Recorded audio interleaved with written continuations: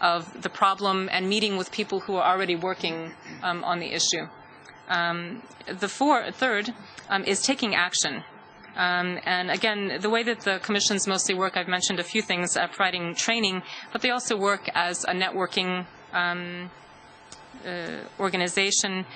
They work on publications to print handbooks and different materials on the particular issue or subject.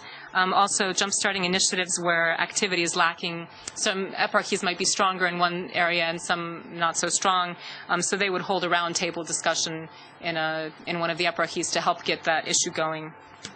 And finally, the last one is making adjustments as necessary. So here what's important is the process of evaluation, looking and seeing whether you're meeting your goals, and if you're not, what can you change to make it better. And you'll see that as we go through the different examples of our ministry, that most of the commissions use all four of these aspects to develop their work.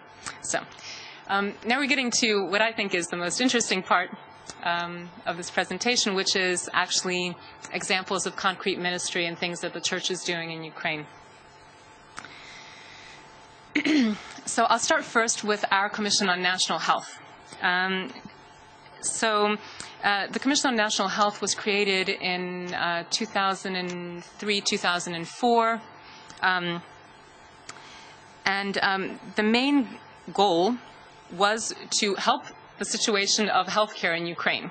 And as it usually happens, there was someone appointed to be the head of a commission, Sister Nadia Kotur, and she decided the first issue that she was going to tackle was the question of hospital chaplains. And so what did she do? She gathered all the people who were working on hospital chaplaincy in Ukraine together, had a meeting with them, and they discussed what their needs were, what problems they were encountering, what they thought they needed to help further develop this particular ministry. And before I go on, just a brief word about the situation of chaplaincy in Ukraine. Because of the inheritance left by the Soviet Union, there was no chaplaincy in Ukraine in the Soviet period. And so all these areas where we're used to having chaplains in hospitals, in the military, in prisons, that was non-existent. And so everybody who began to work on it, these are people who were showing personal initiative and really going out and trying to meet a need that exists in society. It's not a prepared program that they could do ahead of time and then start their ministry. They would just go out and start doing the job. So it was no different with the hospital chaplains. These were enthusiasts who were going out and ministering, but they needed training. Professional training on better developing their pastoral approach in dealing with the sick. So Sister Nadia, who had spent several years studying abroad in Italy, had some connections there, and she invited a priest who was a specialist on hospital chaplaincy to run a summer program. And they have run the summer program now 5 years in a row. It's been very successful. And not only have they been able to help the people who are working in hospital chaplaincy, but they've also been able to increase the number of chaplains that are working in Ukraine. So I think this is a good example of how a commission comes in, analyzes the situation, and then develops programs that actually respond to concrete needs in society. Also, an important aspect, I think, of the work of the commissions, and again, this shows this personal initiative and taking advantage of things, is when you run into different opportunities, as you're running a project, you discover new problems. And or there may be, for example, this priest that was coming from Italy to help run the trainings also had experience working on seminars on helping church and state to cooperate in providing health care for people. And so at the same time, this commission was able to organize seminars both in Kolomea and Ivano-Frankivsk that were very successful to help the church and the state hospitals to develop ideas of how they can better cooperate to improve health care for the sick in Ukraine. And here's another expanding opportunity. As they began these seminars with medical personnel, there was expressed a need for retreats for medical personnel, and the church also began to hold retreats.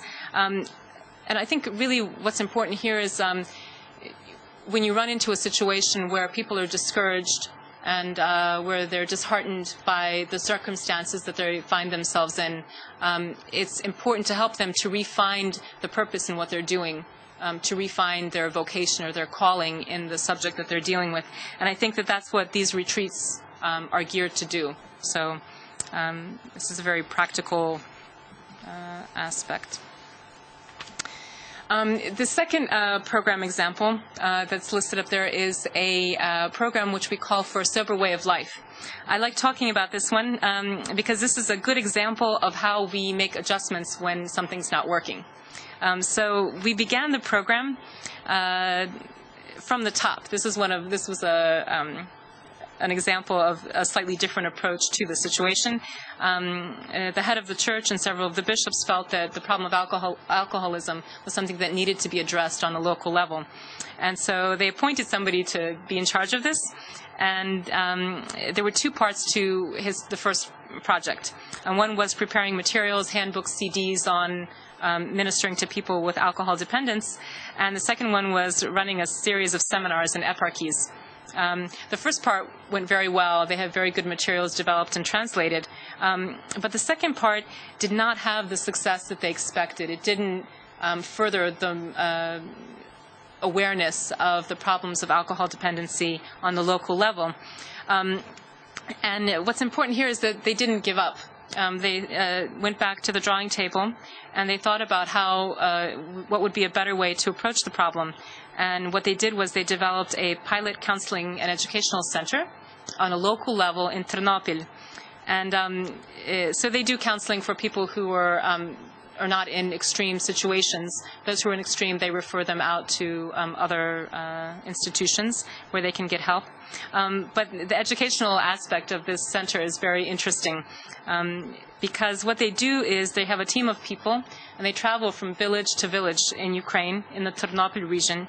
And they begin with a meeting with the village council to talk about the problem of alcohol dependency. They make a presentation at the local school. They make a presentation at the local parish. They meet with the parish priest. And then at the end, they go back to the village council and they talk about what are ways, what are things that you can do here on the ground to address this issue or address this problem. And I don't know, perhaps I've just never run into it, but I've never run into a program that has that kind of approach in Ukraine, where people are going and spending long periods of time in a village and they're trying to make a difference and coaching people through and trying to help them to think of solutions to the problems that exist around them. Okay. So another example of work that we do is the Catechetical Commission. This commission is our longest standing commission. It was formed in the mid-90s. They're very successful. They've developed catechetical programs for all over Ukraine. There are, I think, approximately 90,000 children who participate in catechesis in Sunday schools. But they also have worked on other issues that I think are interesting for civil society. Well, and not even just civil society, but for society in general. The first one is a course called Christian Ethics. Now, during the Soviet period, many of you know, the schools had a course on Marxism and communism, and that was the basis of their philosophy and ethics that they presented to children in schools. And as soon as the Soviet Union disintegrated, there was a vacuum, and it needed to be filled by something. And so the Ukrainian Greek Catholic Church, and together with other denominations, have developed a course on Christian ethics. What they did was they tried to create a course that would be acceptable to all the different Christian denominations in Ukraine. And it's actually being taught in many of the regions of Western Ukraine, in the Lviv region, in Ivano-Frankivsk, in Ternopil. There is discussion now also about introducing this course in Central and Eastern Ukraine as well.